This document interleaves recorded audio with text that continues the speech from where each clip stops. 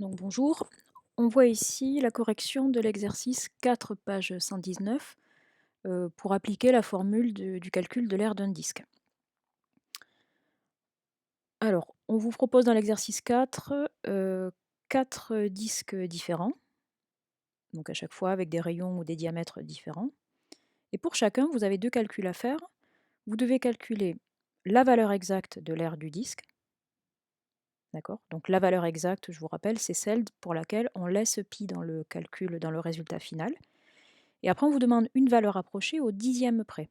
Donc au dixième près, il faut comprendre que ce qu'on veut, c'est non plus avoir pi qui apparaît dans le résultat, il va falloir remplacer pi par une valeur approchée de pi, et donner un résultat qui a un chiffre après la virgule. C'est ça que ça veut dire, une valeur approchée au dixième près.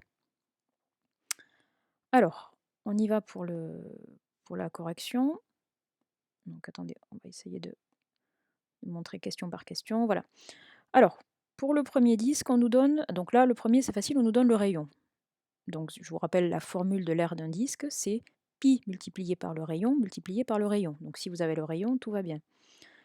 Pour la valeur exacte, alors vous pouvez, moi j'ai réorganisé, j'ai mis pi à la fin, hein, vous pouvez très bien dire le rayon multiplié par le rayon multiplié par pi. Je vous rappelle, ce sont des multiplications, ces formules-là, donc vous pouvez très bien ordonner les facteurs comme vous voulez. Donc on remplace le rayon par sa valeur, c'est-à-dire 4 mètres. On fait 4 mètres multiplié par 4 mètres multiplié par pi. 4 mètres multiplié par 4 mètres, ça donne 4 fois 4, 16 mètres carrés. Et on laisse pi dans le résultat. On laisse pi dans le résultat parce que c'est la valeur exacte. Donc un disque de rayon 4 mètres, il a pour aire 16 pi mètres carrés. Donc je vous rappelle, on met l'unité à la fin, le pi juste avant et la valeur devant le pi. Maintenant, si on vous demande une valeur approchée au dixième près, il va falloir, à partir de ce résultat-là, remplacer pi par une valeur approchée de pi.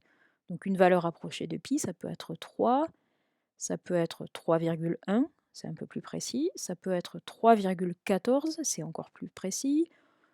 Vous pouvez prendre 3,1416, là c'est encore plus précis. Mais là, on n'a pas besoin de prendre une valeur avec trop de chiffres après la virgule, parce qu'on veut simplement une valeur approchée au dixième près. Donc moi, ce que je vous propose, par exemple, c'est de prendre pour pi 3,1. Comme ça nous donnera un chiffre après la virgule, et c'est bien ce qu'on veut. Donc, simplement, on va transformer le résultat trouvé à la valeur exacte en remplaçant pi par 3,1. Ça va nous donner 16 mètres carrés multiplié par 3,1. Et ça donne 49,6 mètres carrés. Donc l'aire d'un disque de rayon 4 mètres, elle est environ égale à 49,6 mètres carrés. Alors, il y avait une autre possibilité, il y a plein d'autres possibilités de calculer une valeur approchée. Si vous préférez prendre 3,14 pour la valeur de pi, si vous voulez prendre une valeur un petit peu plus précise par rapport à ce que j'ai fait là, si vous prenez 3,14, quand vous remplacez pi dans votre résultat, ça va vous faire 16 multiplié par 3,14, ça va donner 50,24. Et comme on veut une valeur approchée au dixième près, vous allez supprimer la dernière décimale, le dernier chiffre après la virgule, et vous allez garder 50,2 mètres carrés. Donc ces deux résultats, ils ne sont pas tout à fait égaux, mais ils sont très proches, et ils sont aussi valables l'un que l'autre. D'accord? Quand on cherche une valeur approchée, il n'y a pas qu'un seul résultat possible. Ce qui est important, c'est de respecter ce qu'on vous a demandé, c'est qu'on vous a demandé un chiffre après la virgule. D'accord? Après, si vous voulez vous simplifier la vie, je vous conseille de prendre 3,1 pour pi si on vous demande une valeur au dixième près. C'est ce que j'ai fait dans le reste de l'exercice. Donc après, pour la question petit b, donc on a un disque de rayon 32 mm. 32 mm, donc on applique la formule, le rayon multiplié par le rayon multiplié par pi.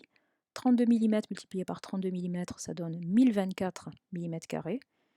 Pour la valeur exacte, on laisse pi dans le résultat. Et pour donner une valeur approchée au dixième près, moi je remplace pi par 3,1, ce qui nous donne 3174,4 mm². Après, question C, là par contre on nous donne le diamètre. Or dans la formule, on a besoin du rayon. Donc à partir du diamètre, je détermine le rayon. Si mon disque a pour diamètre 6 hectomètres, son rayon, ça sera 6 hectomètres divisé par 2, c'est-à-dire 3 hectomètres. C'est pour ça que là, dans mon calcul, je fais 3 hectomètres multiplié par 3 hectomètres multiplié par pi.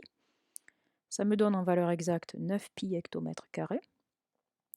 Et pour une valeur approchée au dixième près, je remplace pi par 3,1 et ça me donne 27,9 hectomètres carrés. Enfin, pour le dernier calcul, là aussi on me donne le diamètre du disque. Donc je dois d'abord diviser par 2 le diamètre pour trouver le rayon. 5,6 décimètres divisé par 2, ça donne 2,8 décimètres. Donc pour calculer la valeur exacte de l'aire d'un disque de diamètre 5,6 décimètres, je dois faire 2,8 décimètres multiplié par 2,8 décimètres multiplié par pi, et ça me donne 7,84 pi décimètre carré. Vous voyez que je n'oublie jamais ici les unités. Hein. Et pour une valeur approchée au dixième près, alors ici, la situation est un peu différente parce que dans ma valeur ici, j'ai déjà des chiffres après la virgule. D'accord? Donc je n'ai pas besoin de prendre une valeur de pi qui a des chiffres après la virgule. Je peux prendre la valeur la plus simple, c'est-à-dire 3, et je fais 7,84 multiplié par 3, ça donne 23,52. Tiens, j'ai oublié de mettre l'unité ici, là, décimètre carré.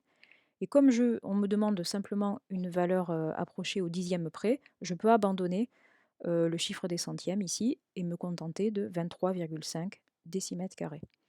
Donc je répète ici, j'ai changé un petit peu par rapport aux questions précédentes. J'ai pris 3 comme valeur approchée de pi parce que j'avais déjà des chiffres après la virgule. Donc je savais que j'obtiendrais un résultat avec des chiffres après la virgule. Je n'ai pas besoin de me compliquer avec des chiffres après la virgule pour pi. Mais si je veux être plus précis, bien sûr, je peux prendre 3,1 ou 3,14. C'est toujours possible.